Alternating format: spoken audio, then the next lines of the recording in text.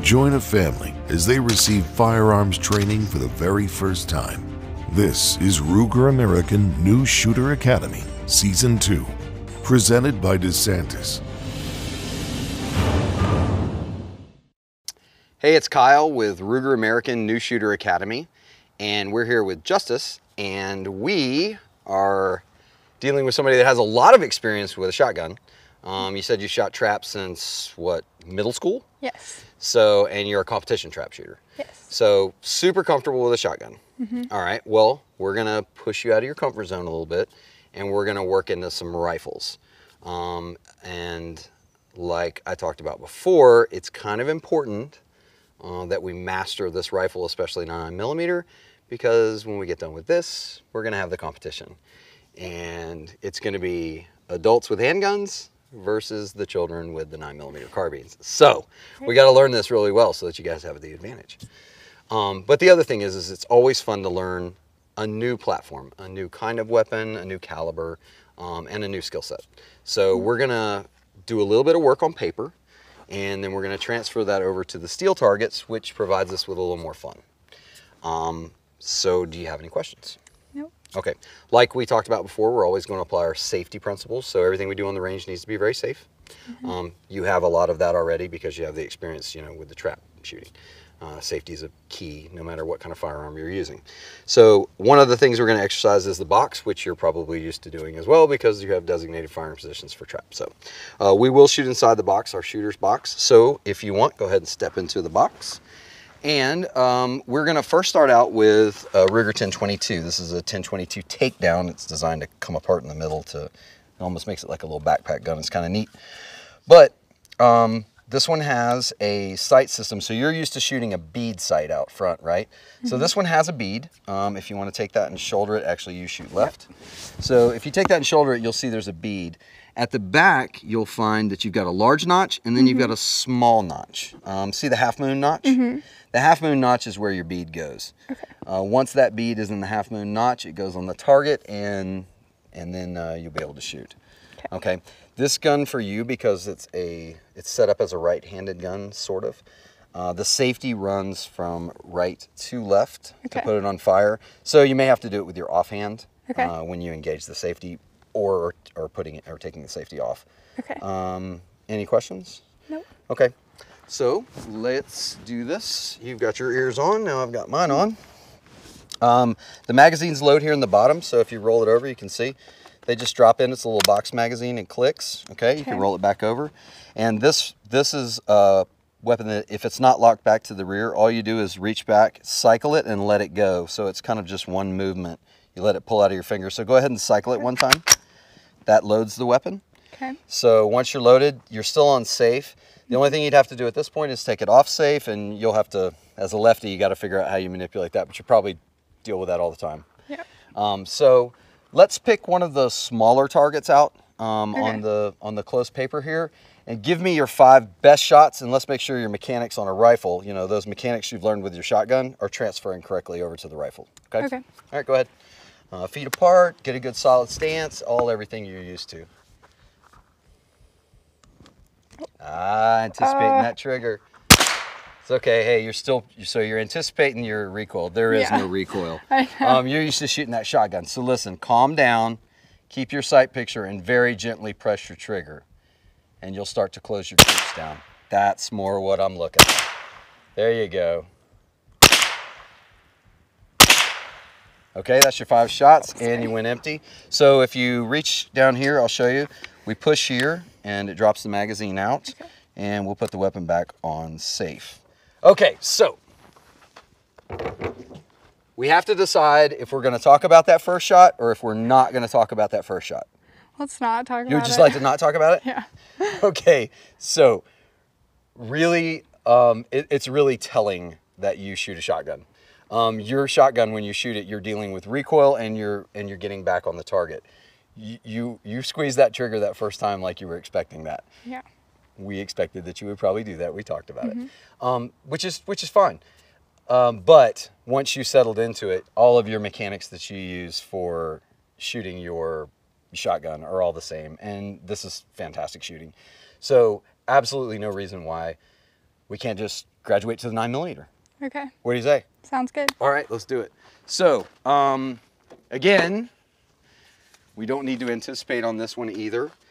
This one will kick, because of the weight difference, even though it's a much larger caliber, it still it has very little recoil. Okay. So same thing, as long as you apply those mechanics and don't anticipate that trigger pull, this one will be fine. But I do want you to shoot this one on paper first, just so we can take a look at it. Okay. And then we'll reach out to the steel a little bit and have some fun. Okay. Okay, sounds good?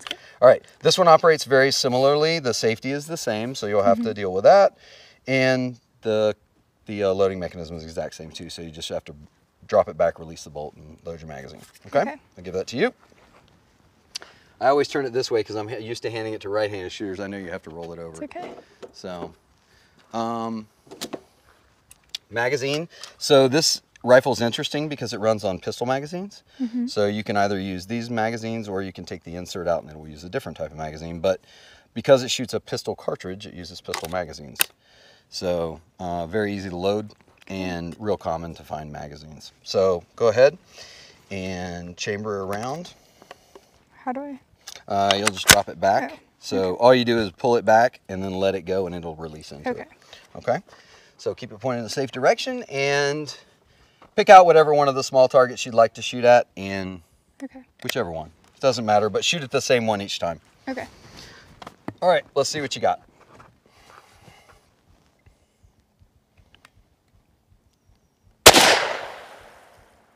Easy press on the trigger.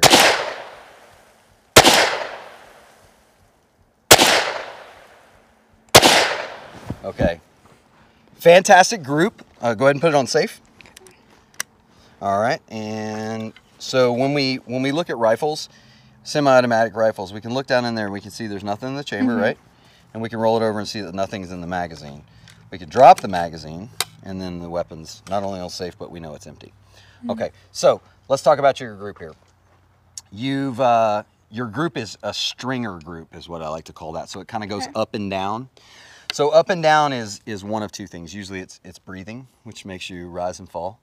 Or it's sight picture. But what it also tells me is that your trigger pull is solid. So left and right, you're using your sight very well, and trigger pull you're doing very well. But somehow we're stringing those rounds, and not that that's a bad shot group. That's a fantastic shot group. You got 5 shots that touch. However, what we want to do is figure out what's giving us that pattern. You know, what's making them string, and typically it's going to be probably, I'm going to guess, sight picture. So I'm going to ask a question. Yeah. This sight is not something you've shot before, is it? I wasn't really sure. It's a ghost ring sight, so it's very different. A ghost ring sight has a circle that is usually somewhere in this distance all the way back to here, and they're very common on more tactical firearms or fast shooting shotguns, even sometimes tactical shotguns. But what you'll find is with this ghost ring sight, it's very accurate, but it takes a little bit to use it. So what you're doing is you're trying to center the sight post and these wings that run on the side inside that ghost ring. Okay. So what you're really doing is you're looking through it and you're looking at the front sight post, and the reason they call it a ghost ring is this kind of ghosts out. It kind of blurs out, but you can still see that this is coming through this aperture, and you got to center it. I suspect that was because that's the first time you use that sight, as opposed to just, you know, it shouldn't be a breathing issue at this point. That's usually more of a handgun thing, so, or a rifle at distance. So what do you say we shoot a mag at close steel and we shoot a mag at far steel? Okay. Because the far steel is going to tell us whether or not you're going to beat the adults in the dueling tree.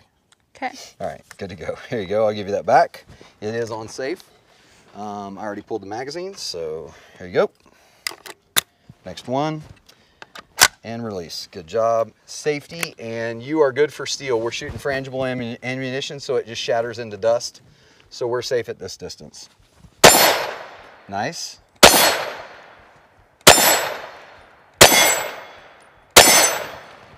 Good job. Safe. Drop the magazine. I'll give you another one. Push here. There you go. And let's go straight to the far piece of steel. You'll need to charge it again. There you go. That's good. Okay. Now, your sight picture is just a little bit high. Okay. So if you look at this one, you're a little high. Okay. So what I want you to do is I want you to think about sinking this down a little lower and getting it centered, because I think you're just a little bit high. I think because you're used to shooting shotguns, you're kind of looking over. You know how you'll look over a shotgun? This one you have to look down. Okay. So try to focus on that, because as we get farther out, some of those shots could air off, and I want you to be more towards the center. Okay, give that a shot.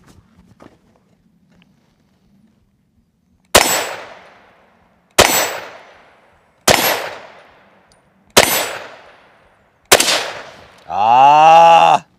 One. I know. We were one away. All right, safe. Check your chamber and drop your magazine. All right. Good job. Let me hold it. So, fantastic shot groups. Whether we were on the 22 up here, 9mm up here, or the 9mm, we went out to the steel targets. So, obviously, you can see that shooting a rifle is not a hard transition for you, because it's a long gun, and you're used to shooting long guns when you shoot your shotgun. So taking that skill and ability and moving it over to a rifle is relatively easy. Now, when you move to a pistol, there could be more of a challenge, because that's going to be an entirely new mechanical skill set for you to learn.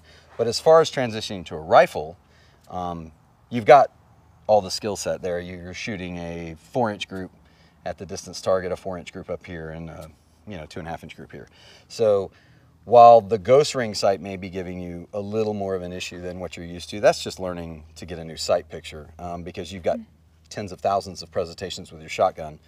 Looking at a different sight picture is always something different. But this is great shooting. It's really good. It's really good. So there we go. We've got a very good shotgun shooter.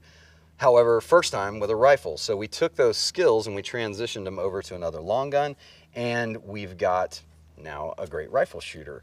So we are going to take these skill sets, and in the next segment, we are going to go to the dueling tree and see how the adults do against the children.